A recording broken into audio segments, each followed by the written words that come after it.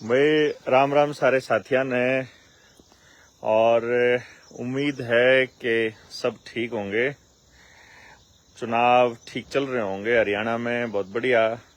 हम पहुंच रहे हैं हिमाचल में और आज सोच रहे थे सुबह से 4 बजे के करीब, 3 बजे के करीब चले रात को हम लोग, और ये सोच रहे थे कि अब की बार जो है ना, हम सारे के सारे साथी पहाड़ों पे चलेंगे जन्मदिन मनाने के लिए। तो इसलिए हम यहाँ पहुंचे। तो रास्ते में चर्चा भी चल रही थी, बात भी कर रहे थे, हम फोन पे थे एक दूसरे के साथ कनेक्ट करते हुए, और बहुत सारे साथियों के फोन और मैसेजेस आए। तो मैंने ये सोचा कि कोई व्यक्ति अपने जन्मदिन को कैसे मना सकता है और क्या मांगे वो परमात्मा से, जब उसको सब कुछ ऐसा लग रहा हो कि सब कुछ मिला हुआ है। इतना अच्छा परिवार, सभी दोस्त, और उससे भी बड़ी बात मन में भाव, और जो एक तरह से देश के लिए, समाज के लिए, जो ऐसा लगता है जैसे कुछ चाहिए नहीं, कि जो हम कर रहे हैं उसमें पूरी तरह से संतुष्ट हैं, तो फिर कुछ मांगने को बचा नहीं। इसलिए यही मांगते हैं परमात्मा से कि सद्बुद्धि दे। और आप सबसे एक चीज मांगते हैं, क्योंकि मैं बच्चों पे काम कर रहा हूं और मुझे अगर सबसे ज्यादा अगर कोई चीज अच्छी लगती है, अच्छे ढंग से कुछ करना अच्छा लगता है, तो वो है बच्चों के ऊपर काम करना। तो 16 सितंबर का दिन, मतलब मैं ये मानता हूं कि इस देश में बगावत दिवस के रूप में मनाया जाए। मैं जब आप ट्रेनिंग करेंगे एजुकेशन वाली, जिन ने कर रखी है उनको मालूम है कि समाज को दिशा दिखाने का काम केवल वो बच्चे कर सकते हैं जो समाज की बनाए हुए नियमों को अक्षरशः पालन ना करते हों। और ऐसे बच्चों को उनका परिवार, उनके जो टीचर्स हैं, वो बगावती बच्चों के रूप में जानते हैं। और संस्कारों के नाम पर, शिक्षा के नाम पर, उम्र के नाम पर, तजुर्बे के नाम पर, और करियर के नाम पर, और पता नहीं किन किन चीजों के नाम पर मतलब हम लोग क्या करते हैं कि बच्चों की उस सोच को दबाने की कोशिश करते हैं और उनको अपने हिसाब से चलाने की कोशिश करते हैं। और जब हम बचपन में उनको तमीज सिखाने के चक्कर में कभी कभी डांट देते हैं या उनकी पिटाई कर देते हैं, तो आने वाले वक्त में ऐसा होता है कि वो बच्चे फिर खुलकर कभी नहीं बोल पाते।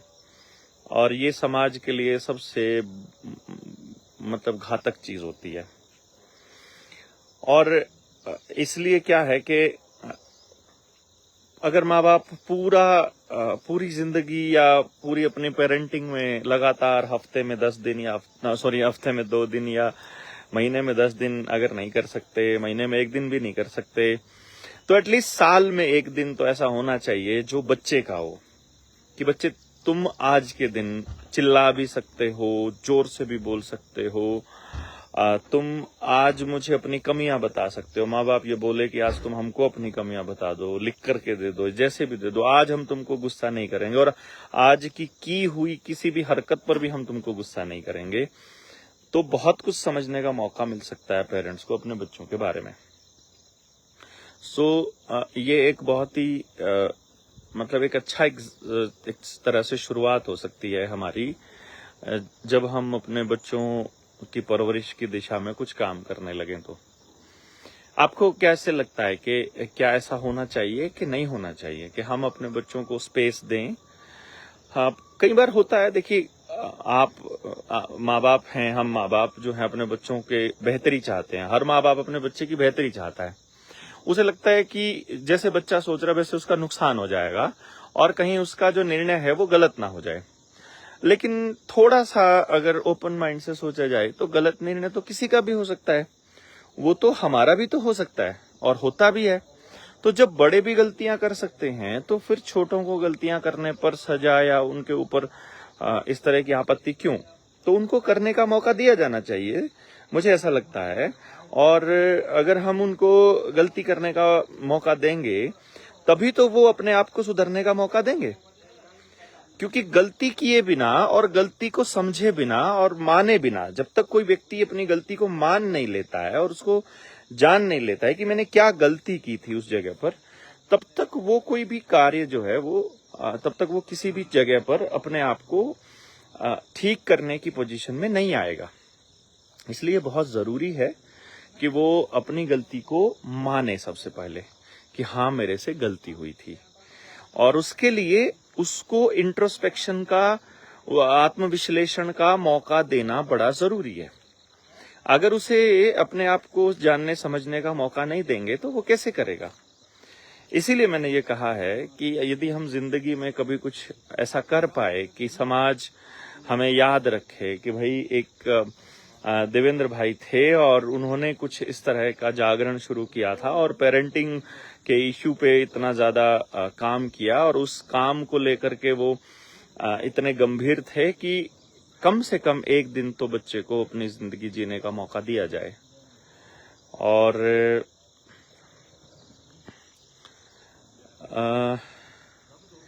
बाकी रही बात दूसरे मुद्दों की, कि जितने भी मुद्दे हम लोग उठा रहे हैं उसमें कोई भी ऐसा मुद्दा नहीं है जो आपकी जिंदगी से जुड़ा हुआ नहीं है।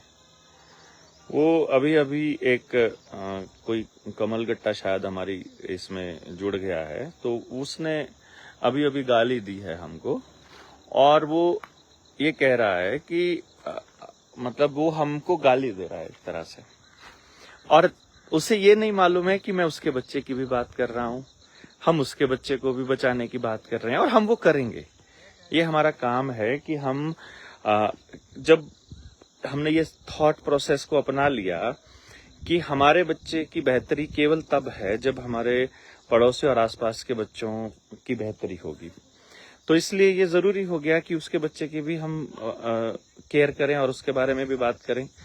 तो चाहे हम बात कर रहे हों आसमान में छिड़के जा रहे केमिकल्स की, चाहे हम बात कर रहे हो खेत में डाले जाने वाले केमिकल्स की, चाहे हम बात कर रहे हों आपके आसपास आपके दूध को, खाने के प्रोडक्ट को, आपके समाज को खराब करने की, चाहे हम बात कर रहे हों नशे की तस्करी की, चाहे हम बात कर रहे हों पुलिस या तंत्र के मजबूत होने की, चाहे उस समाज के बच्चों के ऊपर, हमारे लोगों के ऊपर चल रहे अत्याचारों की, और पानी के खराब करने की, बाजार को खराब करने की, सब कुछ बाजार को सौंपने की, परिवारों को तोड़ने की, संस्कारों को खराब करने की, और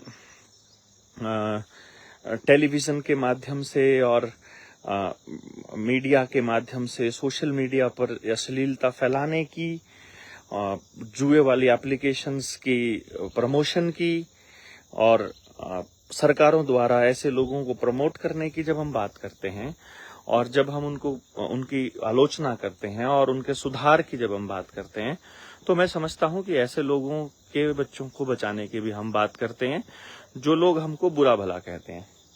तो हमारा तो ये दायित्व बनता है कि हम हर किसी के भले की सोचें, वही हम कर रहे हैं जो जनता सरकार मोर्चा के साथी हैं। अभी आप लोगों का जो दायित्व बनता है वो यही बनता है कि हम लोग सभी के भले की सोचें। तो इस विषय में आपका क्या कहना है, इस पर आप अपने विचार दे सकते हैं कि भाई जो ये पॉइंट है कि क्या एक दिन हमें अपने बच्चों को देना चाहिए, तो वो आपका जन्मदिन हो सकता है, वो आपके किसी प्रिय व्यक्ति का, नेता का जन्मदिन हो सकता है, या कोई और दिन, मतलब हमें नहीं है बच्चे का जन्मदिन ना हो, ये ध्यान दिया जाए।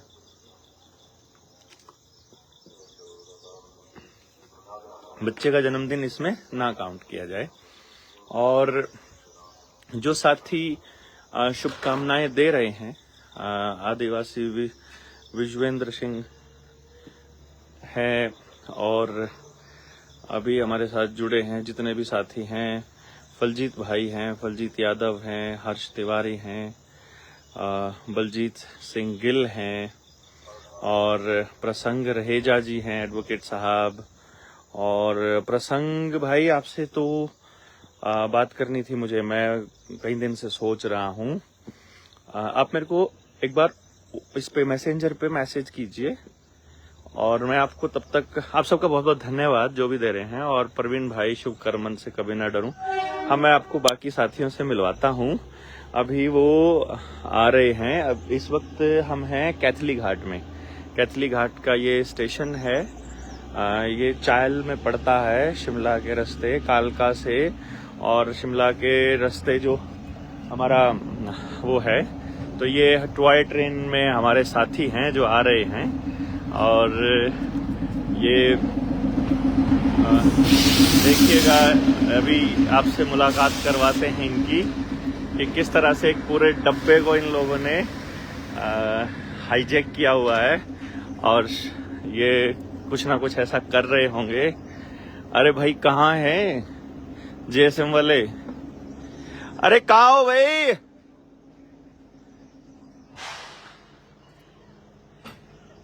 अरे और रे, पीछे, सबसे पीछे वाले में, वो तो लेडीज का डब्बा है। महिला डब्बे में चढ़े हुए हैं सारे। वाह जी वाह। ये देखो, ये देखो, ये सारे, अरे नहीं, ये तो कैथली घाट है। ये सारे के सारे, ओ ये देखो, ये जेएसएम, सारा का सारा जेएसएम। क्या चीज? ओ लो लो। मिलते हैं। तो ये सभी साथी यहाँ पर, इनकी ट्रेन बहुत थोड़ी देर के लिए रुकी और मैं इनसे पहले पहुंच गया था। अभी जिस विषय पर हम चर्चा कर रहे थे वो यही था कि क्या हम ऐसा माहौल बना सकते हैं, इस तरह के हालात पैदा कर सकते हैं। यही कोशिश रहती है हमारी। और अभी हम लोग ये प्लान कर रहे हैं कि 24 नवंबर को दिल्ली के तालकटोरा स्टेडियम में हम लोग एक सेमिनार करें बच्चों के ऊपर, जिसका पर्पस है बच्चों की पेरेंटिंग पे चर्चा करना और समाज में एक संदेश देना, बड़ा संदेश। ये मैं आपको स्टेशन दिखाता हूँ। ये अंग्रेजों के टाइम का ही बना हुआ स्टेशन है, जिसको अंग्रेजों ने कभी बनाया था। आप ये लोकेशन देखिए। और ये जो घाटी है आमतौर पे पूरी हरी रहती है थ्रू आउट द ईयर, और कभी कभी यहाँ पर थोड़ा वैसा रहता है कि घास हो या कम हरियाली हो। मई या जून के महीने में थोड़ा सा, एक बार बस कुछ वक्त के लिए। तो आप सब लोगों से गुजारिश है कि एक तो ज्यादा से ज्यादा लोगों तक इसको पहुंचाएं, और साथ के साथ 24 नवंबर को तालकटोरा स्टेडियम दिल्ली की तैयारी करें। न सिर्फ आपको आना है, बल्कि अपने पड़ोसियों को अवश्य लेकर के आना। उसकी एक बड़ा कारण है कि हमारे बच्चों को हमने ठीक कर दिया, फॉर एग्जाम्पल, या हमने अपने कमरे में बंद करके रख लिया, अपने घरों में बंद करके रख लिया, और हमारे पड़ोस का बच्चा खराब हो रहा है और वो नशाखोरी कर रहा है, या फिर मोबाइल टीवी के में उलझा हुआ है, या उसको कोई अश्लीलता ने घेरा हुआ है, तो हम बचा नहीं पाएंगे अपने बच्चे को। तो हमारे अपने बच्चे को बचाने के लिए हमारी एक तरह से ये समझिए मजबूरी है कि अपने बच्चे को बचाना है तो आपको पड़ोसी का बच्चा बचाना पड़ेगा। और ये एक कंपल्शन है पेरेंटिंग की। जब तक हम सभी के बच्चे को साझे बच्चे नहीं मानेंगे, तब तक पेरेंटिंग को सक्सेसफुल नहीं कहा जा सकता। ये मैं आपको टनल नंबर 78 दिखाता हूँ। This is tunnel number 78। और ये बहुत गजब का मौसम रहता है इधर। अभी हम बादलों को क्रॉस करके आए हैं। मैंने जो कवर फोटो लगाया है वो सुबह का है, सुबह की फोटो है वो, जब हम आ रहे थे बड़ों की। तो इसलिए अपने पड़ोसियों को हमें साथ रखना ही होगा, उनको साथ लेके चलना होगा। तो आप अपने साथियों को लेकर के आइए और जितने ज्यादा लोगों को तैयार करके रखिए पहले से ही। अभी चुनाव का माहौल है तो इसलिए थोड़ा प्रचार हम इसका भी नहीं कर रहे हैं, लेकिन आने वाले वक्त में प्लान कर रहे हैं कि इसका पूरे हरियाणा के लेवल पर इसका प्रचार हो। तो मुलाकात दोबारा से करेंगे किसी खास विषय पर। तब तक के लिए बहुत बहुत धन्यवाद। शेयर करके दोस्तों को जगाइए, बताइए कि 24 नवंबर के लिए तैयार रहें तालकटोरा स्टेडियम दिल्ली चलने के लिए। बहुत बहुत धन्यवाद। जय हिंद।